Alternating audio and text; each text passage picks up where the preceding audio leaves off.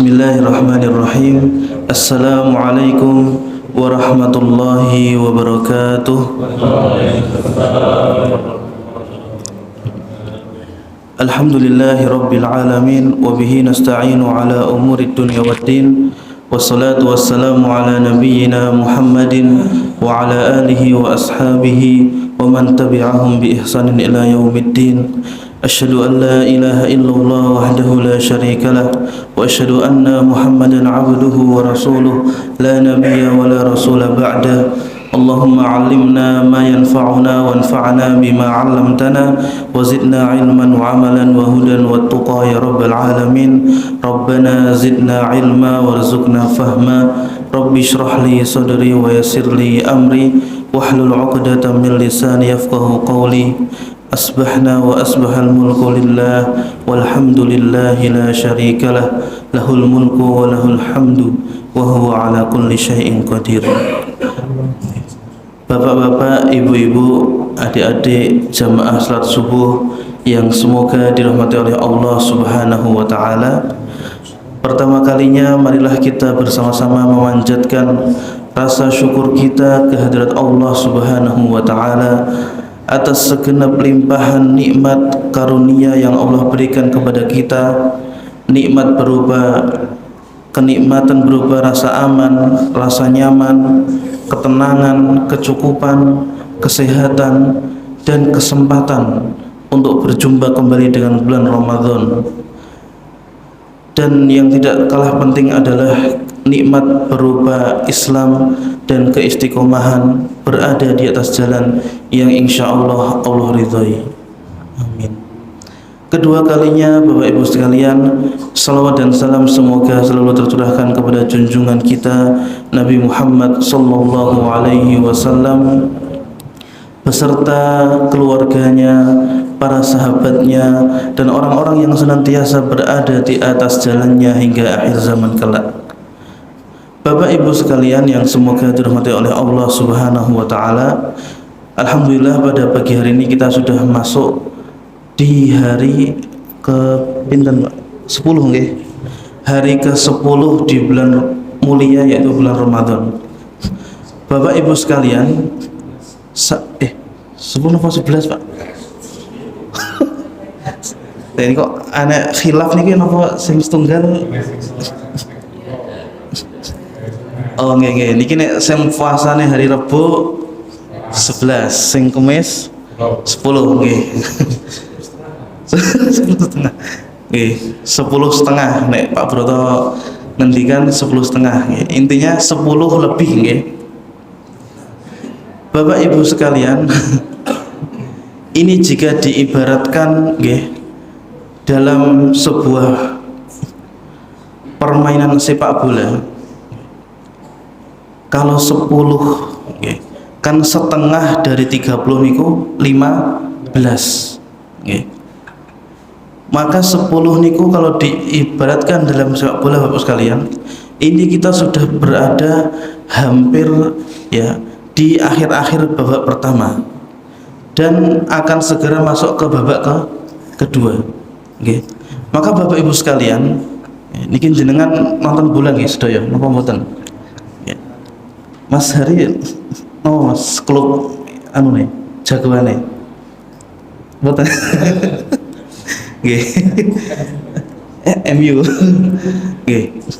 Nek kita melihat bola nggih Bapak, niki nek ibu-ibu mboten ngertos niki apakah suka bola juga.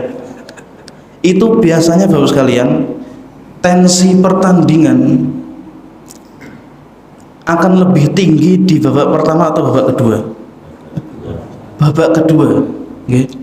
Napa malih di menit-menit akhir injury time. Wah, niku sudah biasanya banyak kartu keluar. Apa faedahnya Bapak Ibu sekalian?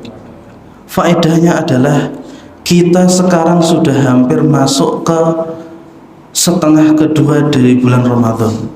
Maka mari Bapak Ibu sekalian, tensi kita ya, semangat ibadah kita, membaca Al-Qur'annya, sedekahnya, berbuat baiknya, itu jangan sampai diturunkan, okay? Karena kesalahan yang mungkin seringkali terjadi Bapak Ibu sekalian adalah seseorang ini ku semangat di awal-awal bulan Ramadan, ketika sudah masuk di akhir-akhir Ramadan turun tensinya. Padahal akhir-akhir Ramadan ini Bapak sekalian adalah detik-detik yang krusial, hari-hari yang sangat penting. Sebagaimana kalau kita bermain bola, menit-menit terakhir itu adalah menit-menit yang paling penting, ya. Kan tidak mungkin Bapak sekalian di menit-menit terakhir niku nggih belum dipeluit nggih, pemainnya malah ngobrol, wah niki habis pertandingan es buah enak ini nggih. Jenengan bayangkan nggih nonton timnas Indonesia ya lawan Korsel misalnya ya, di menit-menit akhir sinten niku beke jenenge Pratama Arhan kalih Asnawi malah ngobrol, iki es buah enak iki. Niku pasti kita sing nonton marah Pak, fokus mau peluit malah napa ngomong ke es buah. Nah maka sama Bapak sekalian, mari kita jaga fokus kita, semangat ibadah kita terkhusus nggih.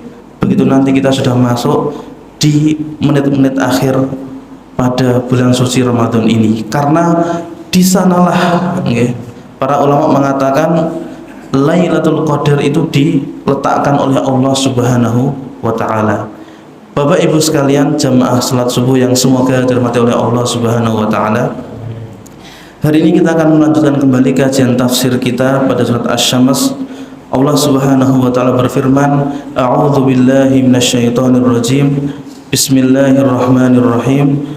Wasyamsi waduhaha wal qamari idza talaha wan nahari idza jallaha wal laili idza yaghshaha was samai wama banaha wal ardi wama tuhaha wa nafsin wama sawwaha fa alhamaha fujuraha wa taqwaha qad aflaha man zakkaha wa qad khaba man dassaha kadzabat thamudu bitaghwaha. Bapak Ibu sekalian, kita kemarin sudah berakhir di ayat yang ke-11 di firman Allah yang berbunyi kadzabat thamudu bitaghwaha. Sesungguhnya kaum Tsamud telah mendustakan rasulnya ya, dan mereka adalah orang-orang yang melampaui batas ya, orang-orang yang zalim. Dan kemarin Bapak Ibu sekalian sudah kita jelaskan bahwasanya di antara kaum-kaum nabi yang diazab oleh Allah Subhanahu wa taala yang tertulis di dalam Al-Qur'an ya, maksiatnya kaum Tsamud ini adalah maksiat yang paling ringan. Maka ya kemarin yang kita sampaikan di sini Allah meletakkan ya nama kaum Tsamud bukan kaum Lut atau kaumnya Nabi Syuaib atau kaumnya Nabi Hud, untuk menyadarkan kepada kita bahwasanya tidak ada kata sepele, tidak ada kata peremehan dalam perbuatan dosa atau perbuatan zalim. Karena setiap perbuatan dosa Bapak sekalian pasti ujungnya adalah hal yang tidak baik, hal yang tidak kita sukai, baik di dunia maupun di akhirat. Maka Bapak Ibu sekalian, kemarin muncul pertanyaan, bagaimana dengan kita, umatnya Nabi Muhammad? Sedangkan yang terjadi di antara kita atau di umatnya Nabi Muhammad niku, ada yang melakukan dosanya kaum Lut, dosanya Nabi Hud, dosanya kaumnya Nabi Hud, dosanya kaumnya Nabi Syuaib, dan juga dosanya kaum soleh. Tetapi kenapa kok tidak diazab oleh Allah Subhanahu wa taala? Maka jawabannya Bapak Ibu sekalian ada 3 hal. Yang pertama dan yang kedua adalah firman Allah Subhanahu wa taala, A'udzu billahi minasyaitonir rajim. Wa ma kana Allahu liyu'adzibahum wa anta fihim wa ma kana Allahu mu'adzibahum wa hum yastaghfirun. Jadi Allah Subhanahu wa taala berfirman di dalam surat Al-Anfal, wa ma kana Allahu liyu'adzibahum wa anta fihim. Ya. Sesungguhnya Allah tidak akan mengazab mereka, ya, tidak akan membinasakan mereka, yakni kaumnya Nabi Muhammad niku, wa anta fihim, sedangkan engkau wahai Muhammad sedang berada di antara mereka. Maka jawabannya Bapak sekalian yang pertama, kita tidak diazab, dibinasakan oleh Allah Subhanahu wa taala, yang pertama adalah karena kehadiran Nabi Muhammad sallallahu alaihi wasallam di antara kita. Kemudian di ayat berikutnya Allah melanjutkan, wa ma kana Allahu liyu'adzibahum wa hum yastaghfirun, dan Allah Subhanahu wa taala tidak akan mengazab mereka, kaumnya Nabi Muhammad niku, membinasakan secara keseluruhan, wahum yastaghfirun, sedangkan di antara mereka masih ada orang-orang yang beristighfar, meminta ampun kepada Allah, masih ada orang yang beribadah kepada Allah Subhanahu wa taala. Maka Bapak Ibu sekalian, ini harus kita sadari bahwasanya kebaikan-kebaikan yang kita perbuat, atau suatu daerah, suatu kota, suatu desa, jika ia ingin terhindar dari azabnya Allah Subhanahu wa taala, maka hendaknya mereka membiasakan kebaikan-kebaikan di antara mereka. Hendaknya mereka memperbanyak istighfar di antara mereka. Kenapa Bapak sekalian? Karena Allah tidak akan membinasakan suatu kaum sedangkan di sana masih ada orang-orang yang beristighfar, berbuat baik kepada Allah Subhanahu wa taala. Kemudian yang ketiga, kenapa Allah tidak membinasakan umat ini secara keseluruhan? Jawabannya adalah hadis Rasulullah sallallahu alaihi wasallam. Suatu ketika Rasulullah niku bersabda, sa'altu rabbi fiha thalathan fa'a'tani itsnaini wa lam yu'tini wahidatan. Jadi Rasulullah niku ketika beliau sedang sholat, beliau berdoa kepada Allah Subhanahu wa taala, meminta 3 hal. 2 dikabulkan, 1 mboten dikabulkan. Apa yang diminta oleh Rasulullah Bapak sekalian?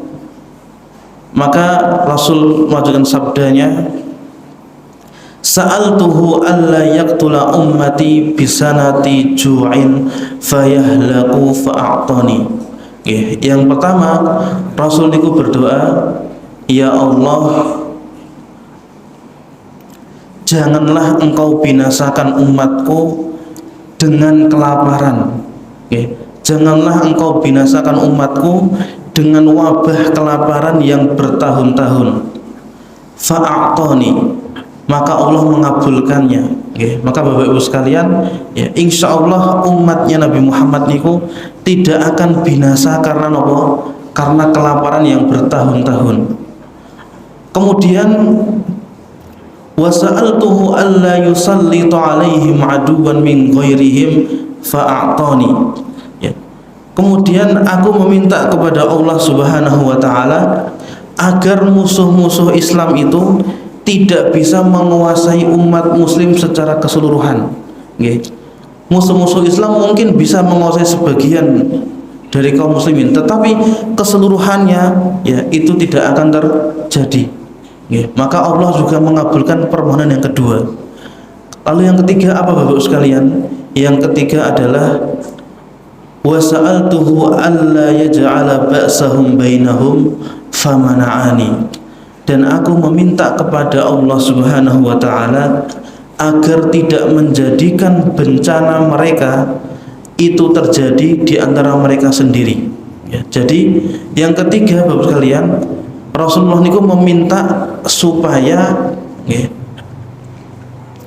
ujian atau musibah, cobaan yang terjadi di antara umat muslim itu tidak terjadi disebabkan sesama umatnya Nabi Muhammad. Maka kemudian Rasul bersabda famana'ani, tetapi Allah Subhanahu wa taala tidak mengabulkan doaku yang ketiga. Bapak Ibu sekalian, dari hadis ini kita bisa mengambil pelajaran bahwasanya Rasulullah setiap doanya itu ditujukan untuk umatnya. Ini yang pertama, dan ini menunjukkan betapa sayangnya, cintanya Rasulullah kepada kita. Kemudian yang kedua, ketika tadi ditolak doa yang ketiga, maka ini menunjukkan bahwasanya terkadang Allah Subhanahu wa taala itu tidak membinasakan kita, tetapi apa? Meletakkan banyak sekali ujian-ujian di sekitar kita. Wa ja'alna ba'dukum li ba'din fitnatan atasbirun. Maka kami menjadikan satu sama lain di antara kalian sebagai ujian. Atasbirun, apakah kalian akan bersabar? Maka Bapak Ibu sekalian, hari ini kita bisa melihat sebagai kaum muslimin, ujian itu datang dari berbagai arah. Apapun kemaksiatan yang ingin kita kerjakan, ada jalannya. Saat ini dengan puasa, ajeng apa nek bahasa Jawa mokel ajeng mokel mau batal, saged mboten Pak? Saged ya.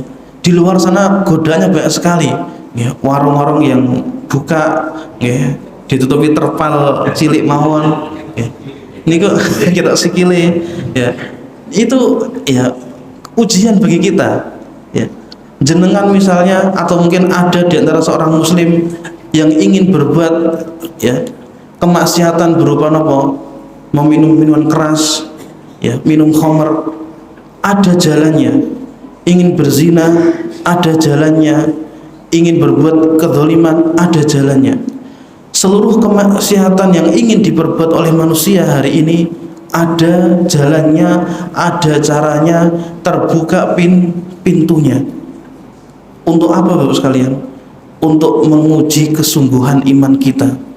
Maka di saat tadi pintu semua terbuka ya, jenengan mau maksiat saged, mau batal puasa saged, mau begini saged, tetapi jenengan atau kita memilih untuk menghindari itu semua, memilih untuk tetap bertakwa kepada Allah Subhanahu wa taala, memilih untuk tetap taat kepada Allah Subhanahu wa taala, maka Bapak Ibu sekalian, itu berat ya, itu berat ya. Di saat mungkin kita di tempat kerja orang-orang tidak sholat, kita memilih untuk tetap sholat. Di tempat kerja orang-orang tidak berpuasa, kita tetap kuat untuk berpuasa.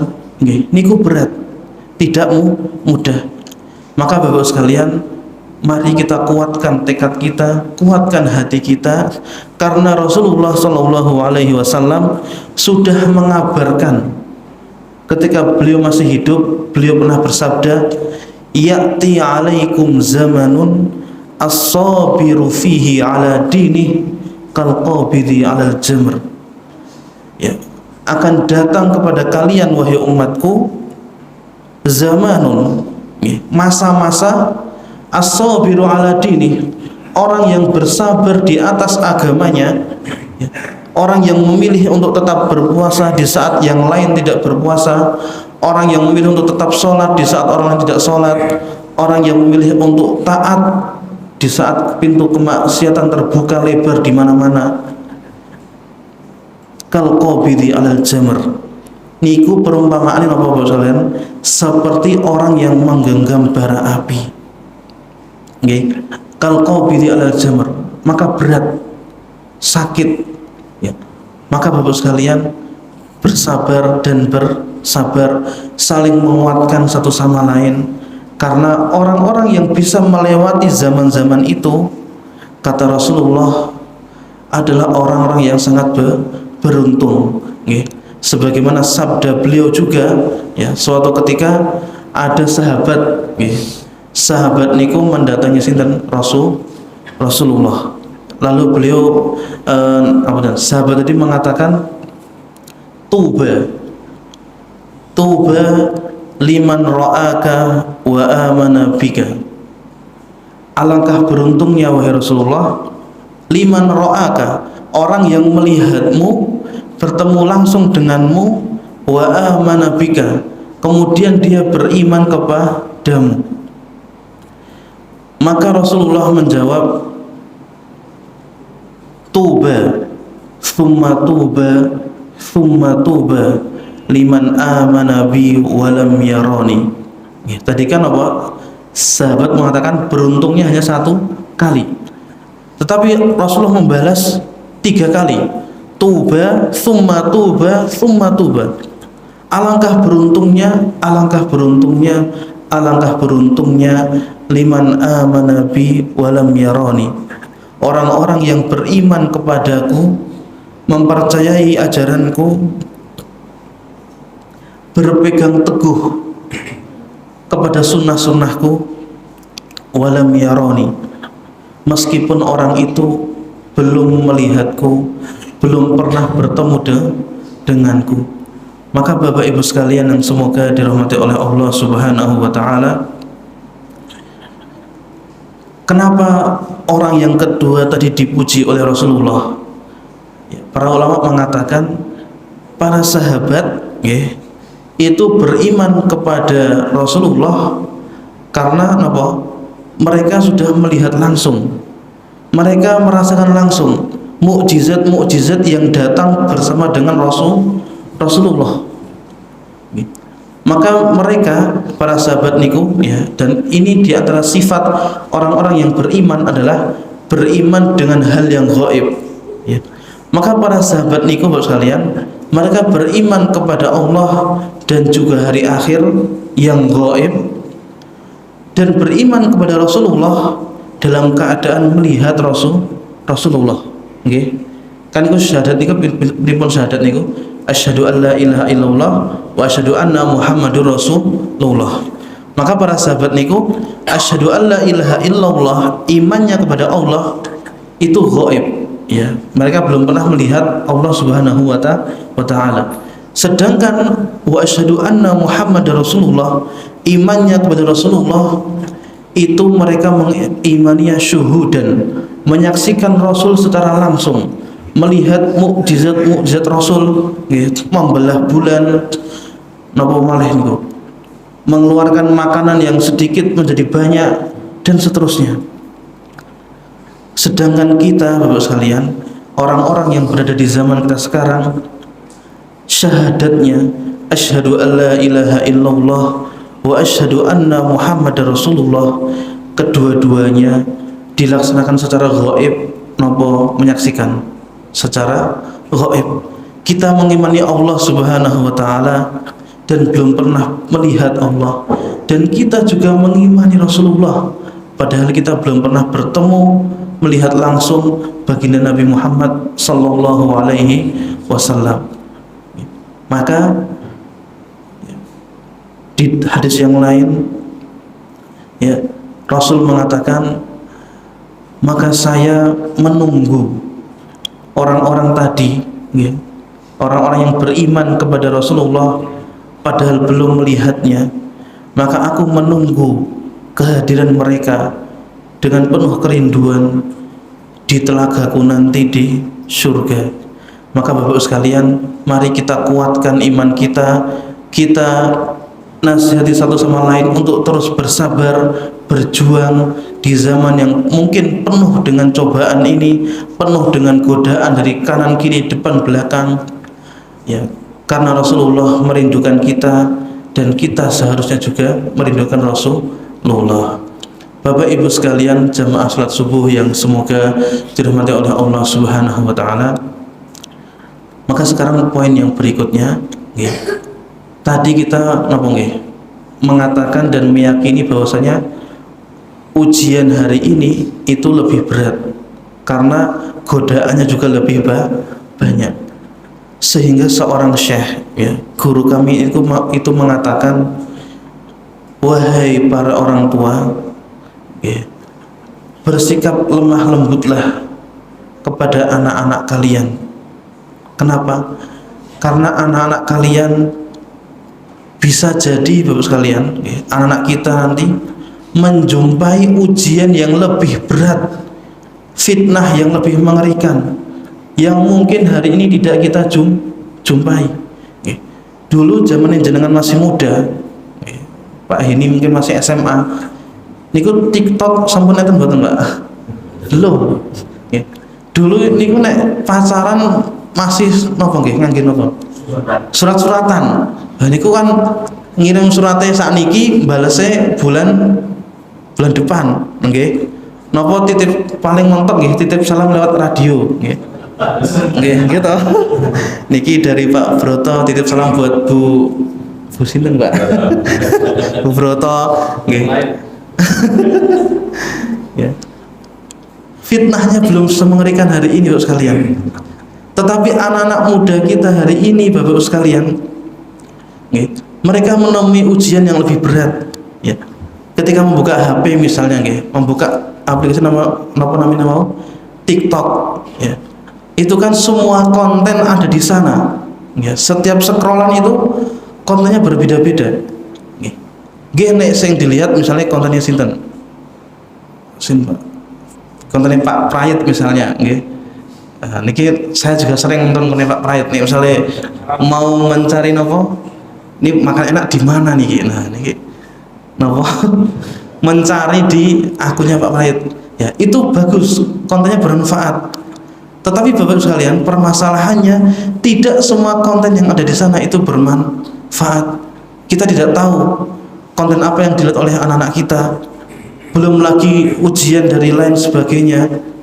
Maka guru kita tadi menasihatkan kepada kita, bersikap lemah lembutlah kepada anak-anak kita, karena mereka Bapak sekalian menghadapi ujian yang tidak kita hadapi dulu ketika kita masih muda. Sehingga mungkin ya ada sebagian orang tua niku heran, bagaimana tuh cara mengatur anak saya, kok anak saya susah sekali untuk diatur, sulit untuk diarahkan, ya. Maka di sana Bapak sekalian ada beberapa masukan atau tips, ya, tentang pendidikan atau cara mendidik anak-anak kita agar mereka terhindar atau terjaga dari beratnya, dari dahsyatnya ujian-ujian yang mungkin akan mereka hadapi di masa yang akan datang. Yang pertama Bapak sekalian, niki sedikit ke parenting nggak apa-apa nggih Pak? Ya niki. Ya kita sedikit beralih nggih dari kajian tafsir ke parenting sedikit, karena mungkin ini penting untuk kita semua sebagai orang tua. Yang pertama Bapak Ibu sekalian, jika kita menginginkan anak-anak kita itu tumbuh dengan pertumbuhan yang baik, maka satu hal yang tidak boleh kita lupakan adalah campur tangan langit, campur tangan Allah Subhanahu wa ta'ala. Maka yang pertama yang harus kita upayakan sebagai orang tua adalah berusaha menjadi pribadi yang baik. Nek bahasane kiai niku tirakat, punya amal-amal soleh andalan yang bisa dijadikan tawasul, meminta pertolongan kepada Allah agar menjaga anak-anak kita.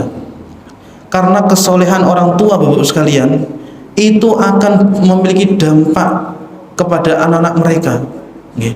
Di dalam surat Al-Kahfi Allah berfirman, wa ammal jidaru fakana li ghulamaini yatimaini wa kana tahtahu kanzul lahuma wa kana abuhuma salihah fa arada rabbuka ay yablugha ashuddahuma wa yastakhrija kanzahuma rahmatan min rabbik. Jadi niki kisah antara sinten Nabi Musa dan Nabi Khidir, ya. Ketika sampai di suatu kota atau desa, mereka menemukan apa? Bangunan yang akan roboh, kemudian dibenahi oleh Nabi Khidir, ya. Maka kemudian ketika Nabi Musa bertanya, wahai Nabi Khidir, mengapa engkau membenarkan rumah yang tadi ingin roboh? Maka Nabi Khidir menjawab, rumah ini adalah miliknya dua orang anak yatim. Kemudian di bawah rumah ini ada kanzun, ada harta peninggalan yang akan Allah berikan, keluarkan untuk mereka saat mereka sudah balik, sebagai bentuk rahmat dari Allah Subhanahu wa ta'ala. Apa alasannya Bapak sekalian kedua anak yatim ini dijaga oleh Allah Subhanahu wa ta'ala? Jawabannya adalah di dalam kalimat wa kana abuhuma sholihah, dan dahulu kala ayah mereka berdua adalah orang-orang yang soleh. Jadi kedua anak yatim ini Bapak sekalian tidak disifati oleh Al-Quran sebagai orang yang soleh. Yang disifati sebagai orang yang soleh sinten? Bapaknya. Maka solehnya bapaknya niku ternyata memberikan dampak yang baik di kemudian hari untuk anak-anaknya. Meskipun bapak tadi sudah meninggal dunia, maka Allah menjaga anak-anak tadi disebabkan apa? Kesolehan ayahnya. Kemudian Bapak sekalian, contoh lain bagaimana tirakat ya, atau ibadah andalan itu bisa menyelamatkan seorang hamba ya. Atau mungkin sebelum kita ke sana, apa itu tirakat ya? Gampangnya adalah tirakat itu adalah bentuk pengamalan dari hadis Rasulullah yang berbunyi ya, ketika beliau ditanya, "Ya Rasulullah, ayyul a'mali ahabbu ilallah?" Amalan apa yang paling disukai, dicintai oleh Allah Subhanahu wa taala? Maka Rasul menjawab, adwamuha wa in qalla. Adwamuha, amalan yang punya sifat mudawamah, berkesinambungan, istiqomah, dilakukan secara terus menerus setiap hari. Wa in qalla, meskipun amal itu kecil, misalnya jenengan ya berazam, bertekad, saya akan mudawamah, kesinambungan, sedekah subuh 2.000 rupiah per hari. Itu bisa menjadi tirakat Bapak sekalian. Atau mungkin saya akan berkesinambungan ya, sholat witir sebelum tidur dan seterusnya. Kenapa Bapak sekalian? Karena amal-amal seperti inilah yang nanti akan memudahkan kita dan mungkin juga bisa menjadi wasilah untuk kemudahan anak-anak kita. Kita pasti pernah mendengar kisah 3 orang Bani Israel yang terjebak di dalam gua. Karena apa? Ada batu yang menutupinya. Maka kemudian 3 orang tadi ya, mereka bisa keluar dari batu dari gua tadi ya, disebabkan apa? Mereka tawasul, berdoa, memohon kepada Allah dengan menyebut amal-amal soleh yang mereka kerjakan. Yang pertama Bapak sekalian, orang yang pertama itu ngomong, berdoa, "Ya Allah, dulu saya pernah mempekerjakan seseorang."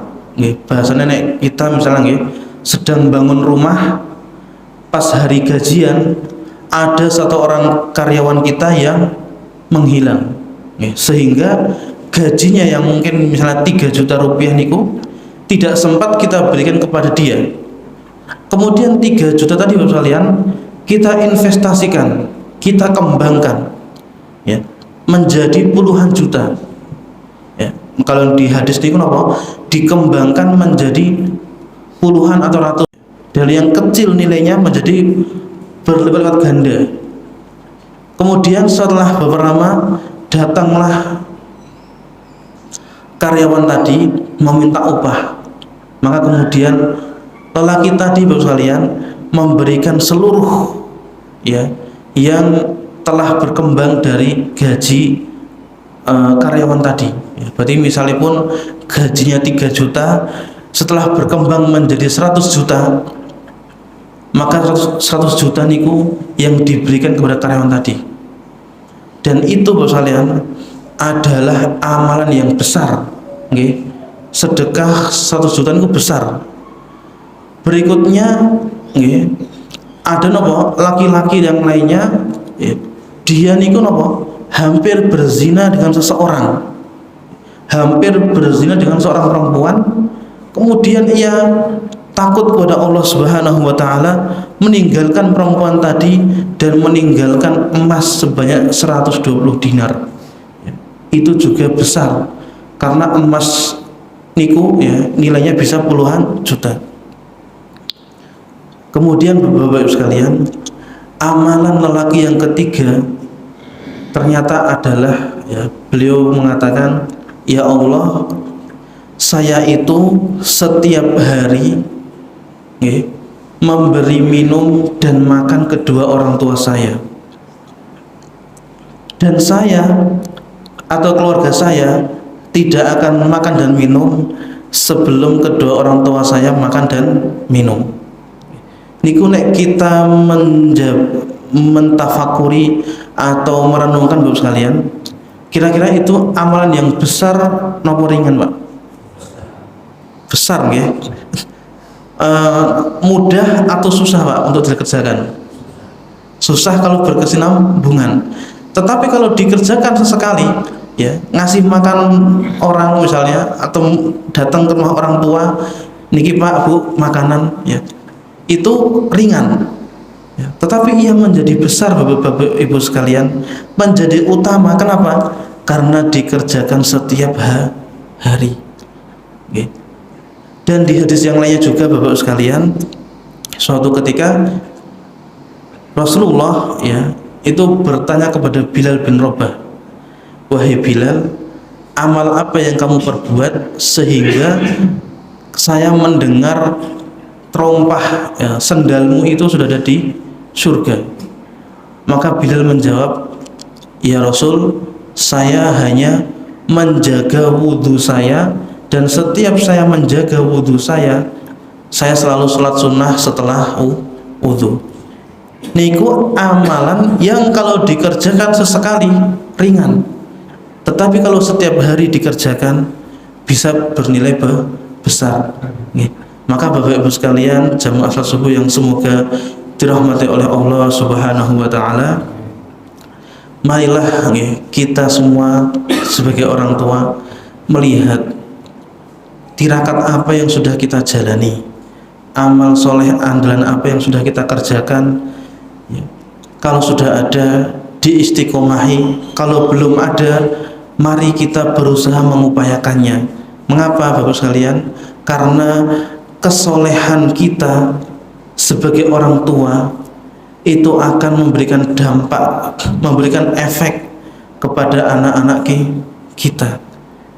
Niku yang pertama, campur tangan langit, campur tangan di sinten Allah Subhanahu wa taala.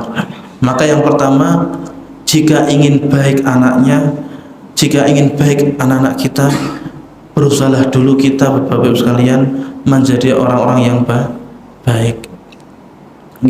Mungkin ada pertanyaan, Ustaz, saya sudah baik, sudah soleh ketoke ini pripun, tapi kok anak-anak saya masih susah diatur.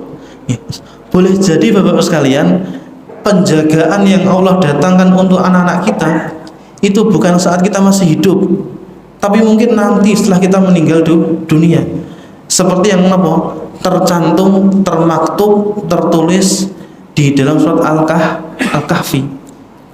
Ya. Kedua anak yatim tadi mendapatkan efek dari kesolehan ayahnya bukan ketika ayahnya masih hidup, tetapi ketika ayahnya setelah meninggal dunia.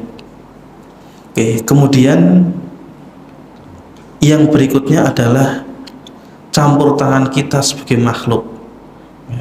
Karena tidak cukup hanya berdoa kepada Allah Subhanahu wa taala, harus diiringi dengan ikhtiar Bapak sekalian. Harus diiringi dengan usaha. Nah, niki sudah masuk bab ikhtiar niku, niki nanti biasanya banyak perbedaan di antara pakar-pakar parenting. Parenting ngomong orang tua harus begini, harus begitu, ya. Tapi Bapak sekalian, terkadang tidak semua tips atau kisi-kisi parenting niku bisa relate dengan kehidupan kita sebagai orang tua. Maka kita akan mengambil contoh atau mengambil, ya, nasihat parenting yang datang langsung dari sumbernya, yaitu Al-Quran. Apa itu Bapak Ibu sekalian? Firman Allah Subhanahu wa taala, wa syawirhum fil amr fa idza azamta fatawakkal 'ala Allah. Allah Subhanahu wa taala itu memerintahkan Rasulullah sallallahu alaihi wasallam dengan firman-Nya, wa syawirhum fil amr fa idza azamta fatawakkal 'ala Allah. Wahai Muhammad, syawirhum fil amr, ajaklah mereka untuk bermusyawarah dalam memutuskan suatu perkara. Fa idza azamta, maka kalau kalian sudah menemukan titik terang, sudah menemukan titik temu, fatawakkal 'ala Allah, barulah engkau bertawakal kepada Allah Subhanahu wa ta'ala. Apa nasihatnya Bapak sekalian? Kalimat syawirhum, ajaklah mereka bermusyawarah. Nggih. Rasulullah niku maksum napa mboten, Pak? Maksum, nggih. Terjaga dari kesalahan. Rasulullah yang terjaga dari kesalahan saja oleh Allah Subhanahu wa ta'ala diperintahkan untuk syawirhum, ajaklah mereka untuk bermusyawarah, berkomunikasi dalam memutuskan suatu perkara, suatu persoalan. Apalagi kita, manusia yang salahnya sangat-sangat banyak, lupanya sangat-sangat banyak. Tentu Bapak sekalian, kita lebih dianjurkan dan ditekankan untuk meneladani dan mengerjakan firman Allah, syawirhum fil amr. Jadi nasihat kedua Bapak sekalian tentang bagaimana mendidik anak kita adalah belajar berkomunikasi yang baik dengan anak-anak kita. Terlebih ketika anak-anak kita itu sudah mulai beranjak remaja, sudah punya nalar pikir, sudah bisa membedakan, sudah bisa berpikir. Nah, maka jalan yang terbaik adalah apa? Kita mengajak mereka berkomunikasi dengan baik. Karena Bapak Ibu sekalian, ada banyak sekali permasalahan di dalam rumah tangga, ya, dan bahkan belum lama ini saya menjumpainya, mendamaikan dua orang yang berseteru karena rumah tangga. Ternyata permasalahannya sangat remeh. Apa nih Bapak sekalian? Tidak adanya komunikasi yang baik di antara rumah tangga, di antara istri dan suami, di antara ayah dan anak, atau ibu dan anak. Maka komunikasi ini Bapak sekalian, ya, mungkin mudah diucapkan, tetapi berat buatan Pak untuk diterapkan.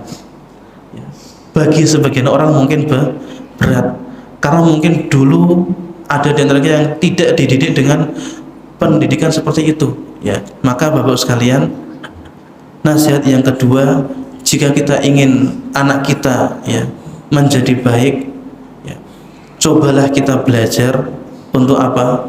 Syawirhum fil amr. Saat kita menghendaki sesuatu untuk anak kita, misalnya kita ingin anak kita begini, kita ajak dulu mereka untuk berdialog, berkomunikasi, menimbang mana yang paling baik, ya, sehingga Bapak-Ibu sekalian, kita bisa melahirkan keluarga yang harmonis, anak-anak yang mudah-mudahan menjadi qurrata a'yun, penyejuk bagi mata-mata kita. Bapak Ibu sekalian, jamaah salat subuh yang semoga dirahmati oleh Allah Subhanahu wa ta'ala, itu tadi adalah beberapa nasihat, berkaitan dengan bagaimana kita mendidik anak-anak kita. Tentu, ya, di sini mungkin Bapak Ibu sekalian banyak, ya, lebih banyak pengalamannya dibandingkan saya, karena sudah menerapkan langsung, ya, bagaimana itu memiliki anak, bagaimana itu mendidik anak, ya. Mudah-mudahan Allah Subhanahu wa ta'ala memudahkan kita semua Bapak sekalian sebagai orang tua untuk mendidik anak-anak kita, menjaga anak-anak kita dari fitnah yang semakin mengerikan, dan mudah-mudahan Allah Subhanahu wa ta'ala menjaga anak-anak kita bahkan meskipun setelah kita nanti meninggalkan dunia. Amin ya rabbal alamin. Jam berapa nih Pak? Baru terbit nggih. Sampai 40. 45, oke. Nggih, Bapak Ibu sekalian yang semoga dirahmati oleh Allah Subhanahu wa taala. Sekarang kita akan kembali ke tafsir tadi, ya. Firman Allah Subhanahu wa taala, kadzabat samudu bitaghwaha. Di awal tadi Bapak sekalian kita menjelaskan bahwasanya kaum Samud ini kenapa kok disebutkan di dalam surat ini, kok bukan yang lainnya? Karena apa? Mengisyaratkan bahwasanya kezaliman itu sekecil apapun akan membawa kepada kehancuran, ya, dan tidak boleh disepelekan.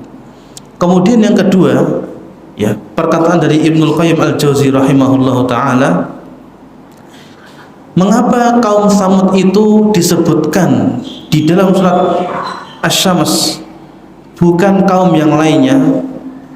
Jawabannya adalah li'annahum ra'aul bayyinah ayanan. Karena kaum Samud itu Bapak-Ibu sekalian, mereka telah melihat kebenaran ayanan dengan mata kepala mereka sendiri, ya. Ya, maka nanti di ayat yang lainnya, wa ammas samuda fahadainahum, adapun kaum Samud fahadainahum, maka kami memberikan kepada mereka hidayah. Nah, hidayah di sini adalah penjelasan atau ayat-ayat Allah Subhanahu wa taala. Jadi bahasa gampangnya Bapak sekalian, kaum Samud itu sebenarnya sudah meyakini, sudah mengetahui dengan ilmu mereka bahwasanya yang dibawa oleh Nabi Shalih alaihissalam itu adalah kebenaran, okay? Adalah apa? Kebenaran. Fastahabbul 'ama 'alal huda. Tetapi mereka lebih memilih kesesatan, kezaliman dibandingkan apa? Kebenaran yang sudah mereka ketahui. Maka ya, Ibnu Qayyim mengatakan, fakana fi takhsisihim bidzikr tahdzirun likulli man 'arafa al-haqqa wa lam yattabi'hu wa hadza da'un aktsarul halikin. Fakana fi takhsisihim bidzikr, maka pengkhususan mereka dengan menyebutkan kaum Samud tadi adalah tahdzirun, peringatan Bapak sekalian, likulli man 'arafal haqqa wa lam yattabi'hu, untuk setiap orang, untuk setiap manusia, setiap hamba, man 'arafal haqqa wa lam yattabi'hu, yang mengetahui kebenaran tetapi tidak mengikutinya. Paham nggih? Nah, tadi kan kaum Samud itu apa? Sudah tahu kalau Nabi Saleh itu benar, namun mereka apa? Memilih jalan yang salah. Maka Allah sebutkan di sini, ya, kata Ibnu Qayyim Al-Jauzi, untuk memberikan peringatan kepada setiap orang yang sudah mengetahui kebenaran tetapi ia malah memilih jalan yang sebaliknya, tidak mengikutinya dan malah mengambil jalan yang salah. Wa hadza da'un aktsarul harikin, dan ini Bapak Ibu sekalian adalah penyakit. Nggih, daun itu artinya penyakit, nek dawaun obat. Nggih, maka nanti ada kitab namanya Ada wadawa, ya, ada niku penyakit, adawa obatnya, ya, karya juga Ibnu Qayyim Al-Jauzi, ya, penyakit hati dan obatnya, ya. Maka beliau mengatakan wa hadza da'un aktsarul halikin, dan ini Bapak sekalian adalah penyakit aksarul halikin, yang menjangkiti banyak orang yang tersesat atau halikin itu dihancurkan, dibinasakan, diazab oleh Allah Subhanahu wa taala, ya.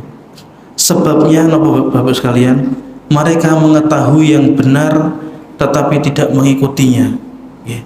Sebagaimana yang terjadi kepada kafir Quraisy, ya, Abu Jahal, Abu Lahab, ya, itu mereka sebenarnya meyakini bahwasanya Nabi Muhammad itu benar dan mereka salah, ya. Tetapi karena kesombongan yang ada di dalam hati mereka, ya, mereka batin, wah, Saya kan tokoh, nggih, pemuka kaum. Nek kita mungkin bahasanya orang-orang tinggi jabatannya. Nanti kalau saya masuk Islam, nggih, saya akan selevel dengan para budak, nggih, dengan Bilal bin Rabah, dengan Ammar bin Yasir. Wah, nggak mau saya. Maka kesombongan itulah Bapak sekalian yang akhirnya akan menghancurkan mereka. Sehingga Bapak Ibu sekalian yang semoga dirahmati oleh Allah Subhanahu wa taala, marilah kita menjaga hati kita ya, dari sifat sombong ya. Sombong itu apa hakikatnya? Ya, jadi sombong niku sebenarnya bukan napa nggih. Kan kita niku sombong niku pamer-pamer harta atau pamer kecantikan, pamer kekayaan dan lain sebagainya ya. Hakikat kesombongan yang paling benar adalah batarul haq wa ghamdun nas ya. Menolak kebenaran dan meremehkan manusia. Sehingga Bapak-Bapak sekalian, di bulan suci Ramadan ini ya, kan nanti kenapa nggih ada giliran kulsum ya, kita mari mendengarkan bersama-sama setiap kebenaran dan kebaikan yang datang dari orang yang naik ke mimbar nanti, siapapun orangnya, jika itu adalah kebaikan dan kebenaran, maka marilah kita lapangkan hati kita, kita siapkan hati kita untuk menerima kebenaran tersebut. Jangan sampai ya kita berpaling dari kebenaran yang kita sudah mengetahuinya. Kenapa? Karena hal tersebut sebagaimana yang terjadi kepada kaum Tsamud adalah penyakit yang akan membinasakan seseorang, baik ketika ia di dunia maupun ketika ia nanti di akhirat. Bapak Ibu sekalian, jamaah salat subuh yang semoga dirahmati oleh Allah Subhanahu wa taala. Kemudian kadzabat Tsamudu bi taghwaha idzim ba'atsa ashqaha. Ini mungkin kita teruskan di pekan depan ya. Nggih. Insyaallah kita akan melanjutkan di pekan depan Bapak sekalian. Sebelum kita akhiri, mari kita berdoa bersama-sama agar Allah Subhanahu wa taala menjaga hati kita, memudahkan segala urusan kita, menjadikan kita orang-orang tua yang amanah, yang mampu mendidik anak-anaknya hingga sukses, dan Allah Subhanahu wa taala mengumpulkan kita bersama keluarga kita nanti di surganya Allah Subhanahu wa taala. Amin ya rabbal alamin. Marilah kita akhiri dengan alhamdulillah bersama-sama. Alhamdulillahirabbil alamin. Subhanakallahumma wa bihamdika asyhadu an la ilaha illa anta astaghfiruka wa atubu ilaik. Assalamualaikum warahmatullahi wabarakatuh.